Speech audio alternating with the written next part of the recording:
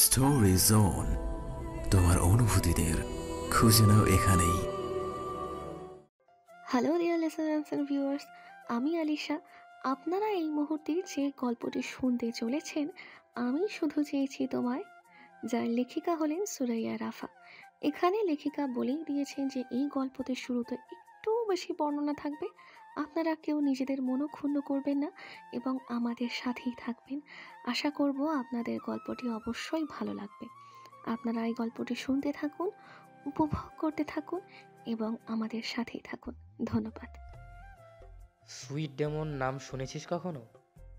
আগের দিন রাত ভোর মুষলধারে বৃষ্টি হয়েছে এই দিকটায়, তাও দিবালোকে সূর্যোদয় হয়নি। চারিদিক কেমন গুমোট হয়ে আছে, যেন টুয়ালাইট উপন্যাসের সেই মেঘের চাদরে ঢাকা বৃষ্টি স্নাত ছোট্ট শহর ফর্ক। পিচ ঢালা ভাঙাচোরা রাস্তার যত্রতত্র জমে আছে বৃষ্টির জল। জমে থাকা সেই তুচ্ছ নোংরা জল পায়ে মারিয়ে পথচারীরা গন্তব্যের দিকে হেঁটে চলেছে নির্বিঘ্নে। সারা রাত বৃষ্টি হওয়ার দরুন শহুরে রাস্তায় ভেজা মাটির সোদা গন্ধটা বেশ সুস্পষ্ট। এই গন্ধটা নাকে এলে চারিদিকে সব কিছু আপনা আপনি সতেজ মনে হয়। লোকাল বাসের কর্নারের সিটটায় বসে কানে ফোন নিয়েই ধুয়ে মুছে সাফ হয়ে যাওয়া বৃষ্টি স্নাত যান্ত্রিক শহরটার দিকে চেয়ে চেয়ে লম্বা শ্বাস নিল ঈশানী। বহুদিন বাদে তার মনটাও সতেজ লাগছে, যদিও বা অসহায় চোখে মুখের কোথাও সেই সতেজতার লেশ মাত্রাও নেই। ভীত হরিণীর মতো নীল রঙা জল জলে চোখের মনি দুটো তখনও বাসের জানালা ভেদ করে বাইরেই নিবদ্ধতার। এমন সময় হুট করেই উক্ত প্রশ্নটা করে বসে ফোনের অপর প্রান্তের মানুষটা। আঠার মতো মানুষ গাদাগাদি করে দাঁড়িয়ে আছে লোকাল বাসে। প্রতিদিন সকালে কর্মস্থলে পৌঁছানোর এই কঠিন যুদ্ধে কেউ কাউকে এক চুলো ছাড় দিতে নারাজ তারা। বাসটা ঠেলাট গাড়ির মতো ঢ্যাক ঢ্যাক করে সামনে এগোচ্ছে। এমন একটা অসহনীয় বিরক্তিকর সময়ে ফোনের মধ্যে এই ধরনের গপ্প জুড়ে দেওয়া কেবল জিসানের দ্বারাই সম্ভব। এর বাইরে গিয়ে যদি ভাবতে হয়, তাহলে হয়তো ছেলেটা ঈশানীকে বিরক্তিকর পরিস্থিতিতে সামান্য কমফর্ট করার চেষ্টা চালাচ্ছে। ওই জন্যেই এসব দার্শনিক কথাবার্তা বলা আর কি। ঈশানী যে মেয়ে, বুক ফাটবে, তবুও মুখ ফুটবে না তার। দেখা গেল প্রতিকূল পরিস্থিতিতে নিজের অসহায়ত্ব কাউকে প্রকাশ করতে না পেরে নিঃশব্দে কেঁদে ভাসাবে দু চোখ। আর জিসান কখনোই চাইবে না ওই সুন্দর জলজলা নীলকান্তের মতো চোখ জোড়াবে এক ফোঁটাও ক্ষুদ্র অশ্রুকণা ঝরে পড়ুক। অনেকক্ষণ ধরে নিষ্প্রভ চোখে বাহিরে চেয়ে থাকলেও মাত্রই লোকাল বাসের ধাক্কায় ভ্রম ছুটে গেল ঈশানী। ওপাশ এপাশ থেকে একটু কাই করে উঠতেই ফোনের অপর প্রান্ত থেকে উদ্বিগ্ন কণ্ঠে জিসান বলে ওঠে, ঈশা, শুনতে পাচ্ছিস? নিজেকে ঠিকঠাক করে শান্ত স্বরে জবাব দিল ঈশা। হ্যাঁ শুনছি, বল। ঈশানীর কথার মধ্যে উষ্ণতার ছিটে ফোটা নেই। কথাবার্তা তো দূরে থাক, ও হাসলেও কেন যেন মনে হয় ভীষণ দুঃখী একটা মেয়ে জোর করে হাসার চেষ্টা করছে। মেয়েটা একটু বেশি অন্তর্মুখী স্বভাবের। জিসানের অবশ্য গত 6 মাসে অভ্যেস হয়ে গিয়েছে। তাই ঈশানীর এমন নির্জীবতাকে পাশে হটিয়ে পুনরায় প্রশ্ন ছড়ে জিসান, বলছি যে সুইট ডেমনের নাম শুনেছিস কখনো? লোকাল বাসের ঢ্যাক ঢ্যাক আওয়াজ, মানুষের অসহনীয় কোলাহল আর গিজগিজ করা পরিবেশ সকল কিছুকে মুহূর্তেই দৃশ্যপট থেকে এক ধাক্কায় বের করে দিয়ে জিসানের কথায় ভ্রু কুঁচকাল ঈশানী। শব্দটা সে এখনই বোধহয় প্রথম শুনল, তাই কিছুটা ধাতস্থ হয়ে উল্টো প্রশ্ন করে বসলো জিসানকে। শুধালো, সুইট ডেমন সেটা আবার কি? কোনো ভয়ানক জন্তু জানোয়ার নয় তো?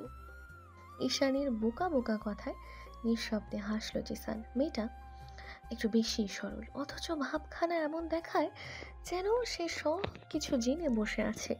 সাহায্যের জন্য তার কাউকে প্রয়োজন নেই। বাইরের জগতে সে নিজেকে স্ট্রং দেখাতে গিয়ে বারবার হোঁচট খায়, তবু কারো কাছে নিজের দুর্বলতা অপারগতা স্বীকার করে না কখনোই।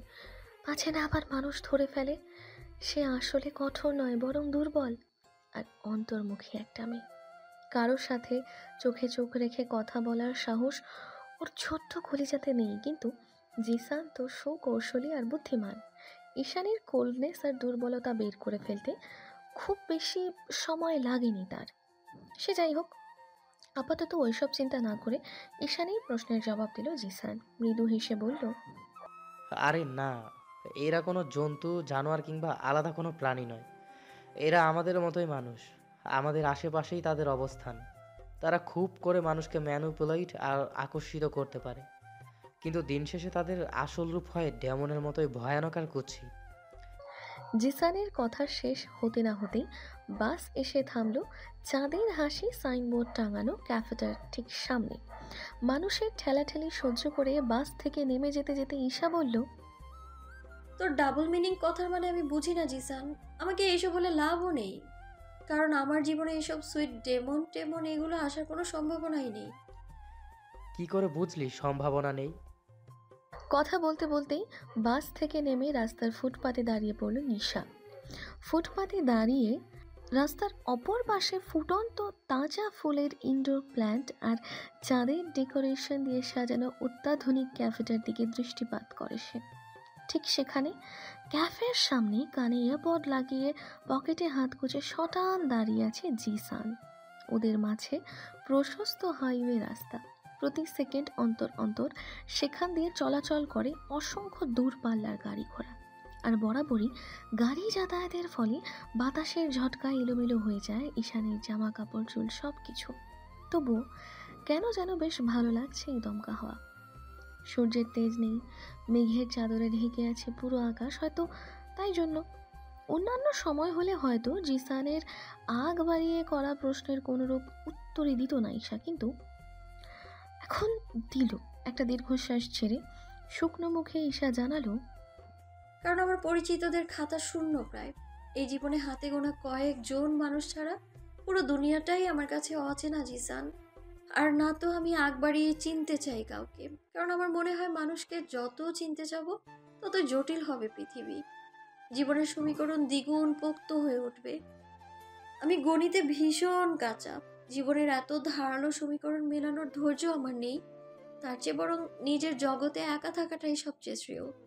এখন তুই বল আমায়, আমি যদি মানুষের সাথে মেশার আগ্রহই না দেখাই, কোনোরূপ চেষ্টাই যদি না করি, তাহলে সেই সুইট ডেমন আমাকে ম্যানিপুলেট করবেটা কি করে?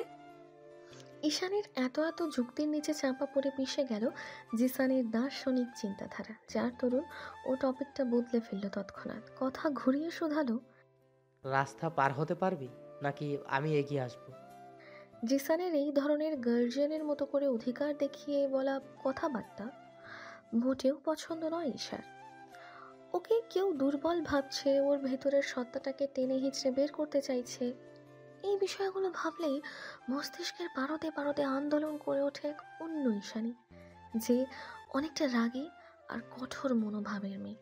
নিজের অসহায়তার দুর্বলতা নিয়ে কথা বললে একটুতেই কেমন আত্মসম্মানে লেগে যায় ভেতরের ঈশানীর। খ্যাপাটে বাঘেনির মতো তেতে ওঠে মেজাজখানা। ভেতরটা তৎক্ষণাৎ মাত্রাতিরিক্ত ক্রোধে চির বিরিয়ে উঠলেও বাইরের নরম তনু সত্তাটা সামলে নেয় সেসব। চোখে মুখে কিছুটা থমথমে ভাব করে জিসানের মুখের উপরই কথা ছুঁড়ে মারে ঈশা। তোকে অনেকবার বলেছি জিসান, আমি ছোট বাচ্চা নই। নিজের খেয়াল নিজে রাখতে পারি আমি। তুই আমাকে যতটা বোকা আর দুর্বল মনে করিস, আমি ততটাও দুর্বল নই। পরিবারকে ফেলে এই চিটাগাং শহরে গত 6 মাস ধরে একা একা আছি আমি। যেভাবেই হোক টিকে তো আছি, আর ভবিষ্যতেও নিজের খেয়াল ঠিকই রাখতে পারবো। এখন ফোন রাখ। এক নাগারে কথা শেষ করে নিজেই কলটা কেটে দিল ঈশা। অতঃপর খুব ভয়ে ভয়ে সামনে পা বাড়ালো রাস্তা পার হওয়ার উদ্দেশ্যে। প্রতিদিনই এই হাইওয়ে রাস্তাটা পার হতে গিয়ে কলিজার পানি শুকিয়ে যায় ঈশার। কাজে যেতে লেটও হয় শুধু এই কারণে। তবুও বুকের মাঝে অদম্য সাহস জুগিয়ে কলিজা হাতে নিয়ে প্রতিদিনই এই কাজ করে ঈশা। কিন্তু বিধিবাম, ও যে সত্যি দুনিয়ার চোখে দুর্বল আর বোকা প্রকৃতির, সেই প্রমাণস্বরূপ একটা প্রাইভেট কার হুট করে ঈশানীর শরীরে রাস্তায় জমে থাকা লিটার খানিক ময়লা পানি ছিটকে দিয়ে সাই সাই করে চলে গেল চোখের পলকে। ময়লা পানি শরীরে পড়ার সঙ্গে সঙ্গে চোখ মুখ কুঁচকে গেল ঈশা। এটা বিরক্তিকর দিনের সূচনা বোধ হয়, এমন করেই হয়। শরীরে এঁটে থাকা লং টপস, ডেনিম প্লাজো, ওড়না সব কিছুই নোংরা হয়ে গিয়েছে এই মুহূর্তে। ঈশার এমন নাজেহাল অবস্থা দেখে না চাইতেও ঠোঁটের আগায় এক টুকরো হাসি খেলে গেল জিসানের। মনে মনে বলল, কি দরকার আমার সামনে এমন স্ট্রং সাজার? তুই যে ভীত হরিণী সেটা আমি ভালো করেই জানি, বুঝতেও পারি। কারণ তোর ভেতরের দুর্বলতা আর ভীত সন্তস্ত্রতা মুখে স্বীকার না করলেও তোর মাদকের মতো নীলচে কালো চোখের মণি দুটোই তার স্পষ্টতা ধরে রাখে।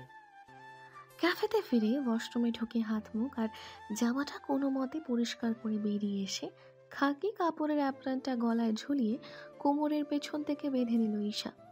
তারপর রেশমের মতো খোলা চুলগুলোকে একটা ক্যাচারের সাহায্যে বেঁধে দ্রুত চলে গেল কফি মেকারের কাছে। ততক্ষণে জিসানও অ্যাপ্রন পরে সবগুলো কফির অর্ডার টুকে নিয়ে কাগজটা দ্রুত হস্তে এগিয়ে দিল ঈশার নিকট। আর এখান থেকেই সূচনা হয় আরেকটি ব্যস্ত দিনের। পাতেঙ্গা সি বিচ থেকে মাত্র মিনিট 5 দূরত্বে অবস্থিত চাঁদের হাসি নামক এই ক্যাফেতে গত 6 মাস ধরে চাকরি করে ঈশানী। জিসান আগে থেকেই পার্ট টাইম করতো, এখন সে পার্ট টাইম করে, কিন্তু ঈশানীর ডিউটি চলতে থাকে সকাল থেকে রাত অবধি। ঈশানীর মতো মেয়ে, অন্তর্মুখী আর চুপচাপ স্বভাবের মেয়ের সাথে জিসান নামক বাচাল ছেলেটার বন্ধুত্ব যে কী করে তৈরি হলো সেটা এক প্রকার রহস্যই বলা চলে। অবশ্য এই বন্ধুত্বের পেছনে শতভাগ অবদান শুধুই জিসানের। ঈশানীর অবদান শূন্যের কোঠায়। আপনি মনের টান তৈরি না হলে সহজে কারোর সাথে মিশতে পারে না সে, যার দরুন নিজের চারিদিকে তৈরি করে রাখে অদৃশ্য এক শক্ত প্রাচীর। কিন্তু মন যদি কাউকে সেই অদৃশ্য গণ্ডি পার হওয়ার জন্য একবার সায় জানিয়ে দেয়, তবে শত চেষ্টা করেও তার উপর অনীহা তৈরি করতে পারে না ঈশা। ওর স্বভাবটাই এমন।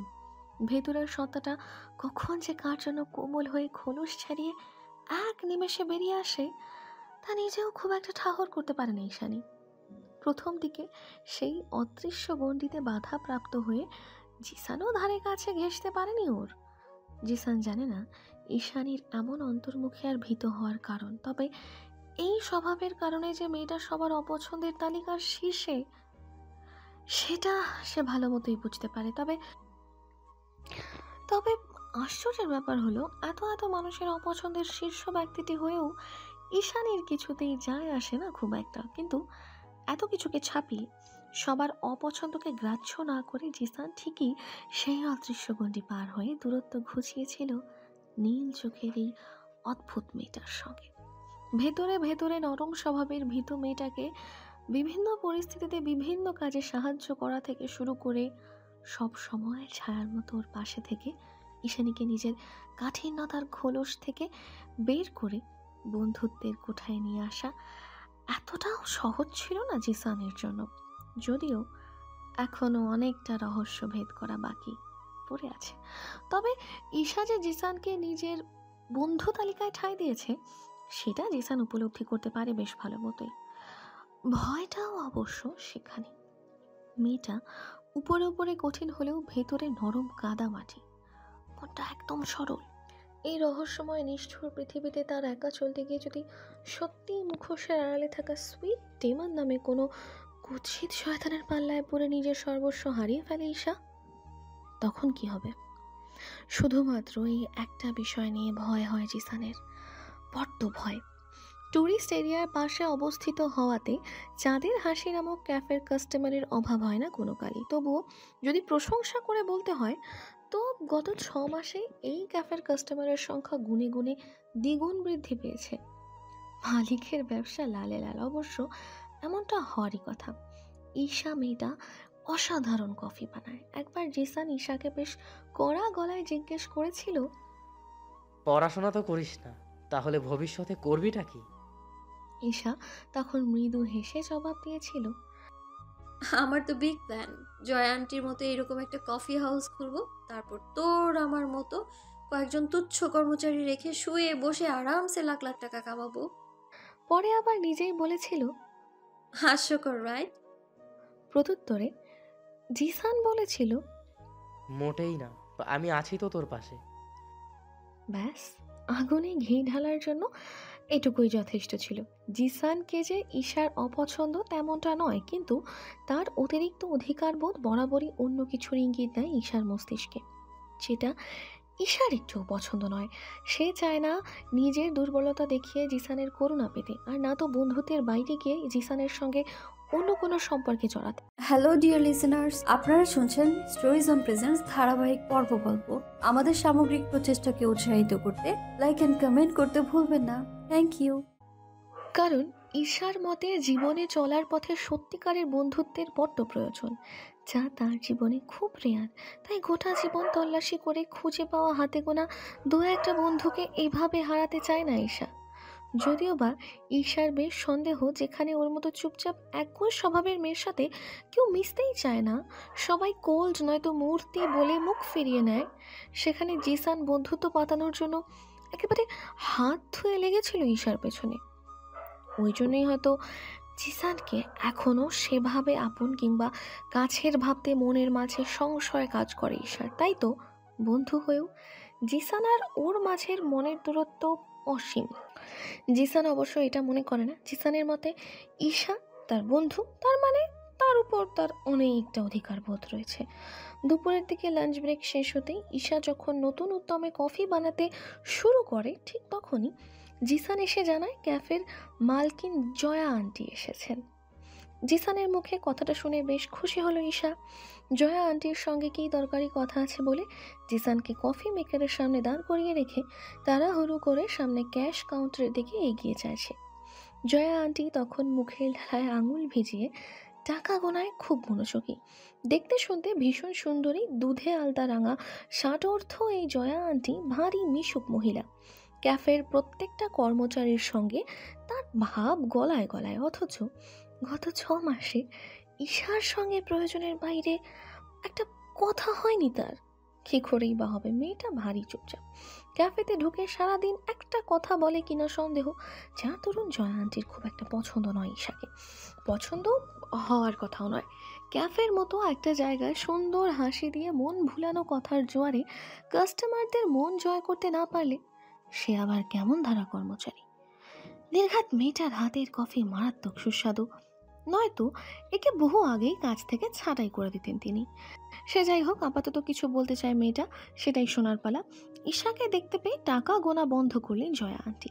নিজের মোটা ফ্রেমের চশমার উপর দিয়ে ভ্রু কুঁচকে খানিকটা বিরক্তিকর সুরে ঈশাকে শুধালেন, কিছু বলবে? হ্যাঁ সূচক মাথা নাড়ায় ঈশা। জয়া আন্টি পুনরায় নিজের কাজে মনোযোগ দিয়ে বলেন, বলে ফেলো। কয়েক দফা ঢোক গেলে জিভ দিয়ে শুষ্ক অধর ভিজিয়ে ঈশা বলে ওঠে, আসলে আন্টি, মা জরুরি তলব করেছে, কাল একটু বাড়ি যেতে হবে। তোমার বাড়ি যেন কোথায়? জি, কক্সবাজার। জয়া আন্টি বুঝদার্থের মতো মাথা দোলালেন, অতঃপর গম্ভীর গলায় বললেন, গত 1 মাসে কতগুলো ছুটি নিলে সে খেয়াল আছে? তীব্র সংকোচে থমথমে হয়ে গেল ঈশার মুখ। তবুও তার গলার মাঝে অনেকটা শক্তি ঝুঁকিয়ে বলল, তখন খুব অসুস্থ ছিলাম আন্টি, জ্বর হয়েছিল, আর এখন তো বাড়ি যাব। ঈশার কথার পাছে জয়া আন্টি আরও কিছু বলবে, তার আগেই উপাস থেকে জিসান ছুটে এসে বলল, হ্যাঁ আন্টি, আমি জানি ঈশার জ্বর ছিল।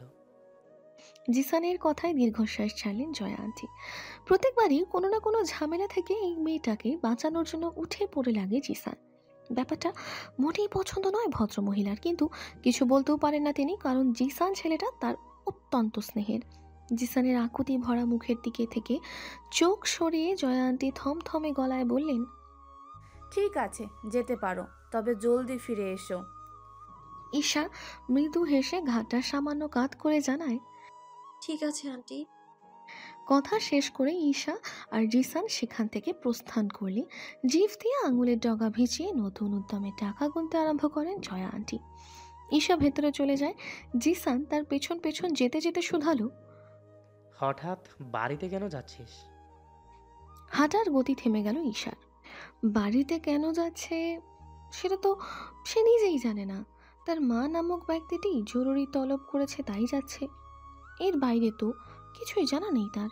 তার মায়ের সাথে কথা বাড়িয়ে জানার যে খুব একটা ইচ্ছে রয়েছে তেমনটা নয়, কারণ তার মা তো সবার মায়ের মতো মমতাময়ী নয়। ঈশা অবশ্য মনে করে দোষটা তার নিজেরই। তার ভাগ্য খারাপ বলেই হয়তো উপরওয়ালা তার কপালে নিঃস্বার্থভাবে ভালোবাসার মতন কাউকে জুটিয়ে দেয়নি। যে চোখ বন্ধ করে পুরো দুনিয়া উজাড় করে ভালোবাসা সব ঈশাকেই উগরে দেবে, যে দুনিয়ার জন্য ঈশাকে নয় বরং ঈশার জন্য দুনিয়া তছনছ করে দেবে। কিন্তু আফসোস, তার জন্মদাত্রী মায়ের কাছ থেকেও নিঃস্বার্থ দুনিয়া উজাড় করা ভালোবাসা পায়নি ঈশা, কারণ তার দুর্ভাগ্য উপরওয়ালা ওকে একজন স্বার্থপর মা দান করেছে। ভেতরে ভেতরে তার মায়ের উপর এক আকাশসম রাগ আর অভিমান পুষে রাখলেও বাইরে সেটা প্রকাশ করার ক্ষমতা কিংবা সাহস কোনোটাই নেই ঈশার। অগত্যাই তার জীবনে মায়ের কথাই হলো শেষ কথা। কি হলো, কিছু বল। জিসানের প্রশ্নে ধ্যান ভাঙে ঈশার, তবে জিসানকে উত্তর দেওয়ার কোনোরূপ প্রয়োজন বোধ করলো না। ও উল্টো তেজ দেখিয়ে বলল, তোকে কতবার বলেছি আমার ব্যক্তিগত বিষয়ে নাক গলাবি না জিসান। নিজের ভালো মন্দ নিজেই খেয়াল রাখতে পারি আমি। আমাকে বাচ্চাদের মতো ট্রিট করা বন্ধ কর তুই। আশ্চর্য, রেগে গেলি কেন হঠাৎ? ঈশানী অ্যাপ্রন খুলে নিজের টোট ব্যাগ গুছিয়ে নিতে নিতে বলল, জয়া আন্টির সামনে আমার হয়ে ওকালতি করবি না কখনো আর। তোর এসব অধিকার বোধ আমার একদম বাড়াবাড়ি মনে হয়। আমার মতে বন্ধুদের এতটাও লিমিট ক্রস করা উচিত না। জিসান ভ্রু কুচকে কিছুটা বিরক্তিকর স্বরে বলল, আমি হেল্প না করলে তুই তো ছুটিই পেতি না, তবুও এভাবে বলছিস? হাতের ঘড়িটাতে এক ঝলক পরক করে ব্যাগ সমেত ক্যাফে থেকে বেরিয়ে যেতে যেতে ঈশা বলে, ছুটি না পেলে নাই, কিন্তু আমাকে দুর্বল ভেবে একদম করুণা দেখাতে আসবি না আর। আরে ভাই, আমি তোকে করুণা দেখাতে যাব কেন? আজীব। তাহলে কিসের এত অধিকার বোধ তোর? ঈশার করা ঝাঁঝালো প্রশ্নের সম্মুখীন হয়ে হুট করে বালু ঝড় থেমে যাওয়ার মতোই থেমে গেল জিসান। সত্যি তো, কিসের এত অধিকার বোধ ওর? ও আসলে কি চাই ইন্ট্রোভার্ট মেয়েটার কাছ থেকে? ঈশার মতো মেয়ের মাঝে নিজের প্রতি ভালোবাসার উষ্ণতা খুঁজে পাওয়া নিছকই স্বপ্ন মাত্র। তাহলে মেয়েটার প্রতি কেন এত উতলা জিসান? আদতে কি চায় ও? গত 10 মিনিট ধরে একই জায়গাতে এখনো ঠাঁই দাঁড়িয়ে রয়েছে জিসান। আর ঈশা, সে তো সেই কখন বেরিয়ে গিয়েছে ক্যাফে থেকে। কি রে, জামা কাপড় গোছাচ্ছিস যে? কোথাও যাচ্ছিস? নিঝুমের প্রশ্নে ঘাড় ঘোরালো ঈশা। দেখল পড়ার টেবিলে বসে বসে মনোযোগ দিয়ে অ্যাসাইনমেন্ট করছে নিঝুম। তার ফাঁকেই কথাটা বলেছে মাত্র। নিঝুম ঈশার একমাত্র রুমমেট আর তার একমাত্র কাছের মানুষ, যার কাছে কোনোদিনও ঈশাকে শক্ত খোলসে মুড়িয়ে থাকতে হয় না, বরং ঈশার কমফোর্ট জোন হলো নিঝুম। মেয়েটা বেশ মেধাবী, চট্টগ্রাম ভার্সিটিতে ইংলিশ বিষয়ে 2য় বর্ষে পড়ছে সে। মধ্যবিত্ত পরিবারের সন্তান হওয়া সত্ত্বেও সারাদিন ভার্সিটি টিউশন এই নিয়েই জীবন চলে যাচ্ছে তার। তবে হাজার ব্যস্ততার মাঝে নিজের অন্তর্মুখী বেস্ট ফ্রেন্ডের ভালো মন্দ খেয়াল রাখতে সে কখনোই ভোলে না। ঈশা নিঝুমের দিকে তাকিয়ে ঘাড় ঘুরিয়ে বলল, খেয়েছিস তুই? ঈশার কথায় অ্যাসাইনমেন্ট থেকে চোখ সরিয়ে ঈশার দিকে তাকিয়ে প্রশস্ত হাসল নিঝুম। মনে মনে ভাবল, মেয়েটা প্রচুর উষ্ণ হৃদয়ের, কিন্তু সবাইকে সবকিছু প্রকাশ করতে পারে না। কি অদ্ভুত। অতঃপর মন থেকে বেরিয়ে মুখ ফুটে জবাব দিল নিঝুম, হ্যাঁ খেয়েছি, কিন্তু কোথায় যাচ্ছিস বললি না তো? ঈশা নিজের সিঙ্গেল বেডটাতে পদ্মাসন হয়ে বসে বলল, মা তলব করেছে, কাল যেতে হবে। ঈশার কথা শুনে এক প্রকার ঝটকা খেল নিঝুম। তড়ি ঘড়ি করে ঘুরে উদ্বিগ্ন গলায় বলে উঠল, আন্টি ডেকে পাঠিয়েছে, তার মানে ভেজাল আছে। আবার হয়তো তোকে ছেলের বাড়ির লোকের সামনে সং সাজিয়ে বসাবে।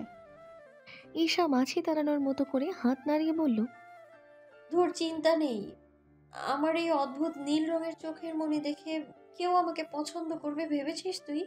সবাই বলবে সাপের বাচ্চা। কথা শেষ করে জোরপূর্বক হাসল ঈশা, কিন্তু নিঝুম তার কথার তীব্র প্রতিবাদ করে বলল, মোটেই না, তোকে এই নীল চোখে একটু বেশি আকর্ষণীয় দেখায়। কি সুন্দর জল জলে তোর চোখ, পুরোই হলিউড হিরোইন। আমার তো মনে হয় তোর এই নীল চোখের জন্য সবার আগে জিজু তোর প্রেমে পড়বে। ঈশা মৃদু হেসে কাঁথা মুড়ি দিয়ে শুতে শুতে নিঝুমকে বলল, হয়েছে, আর জ্ঞান দিতে হবে না।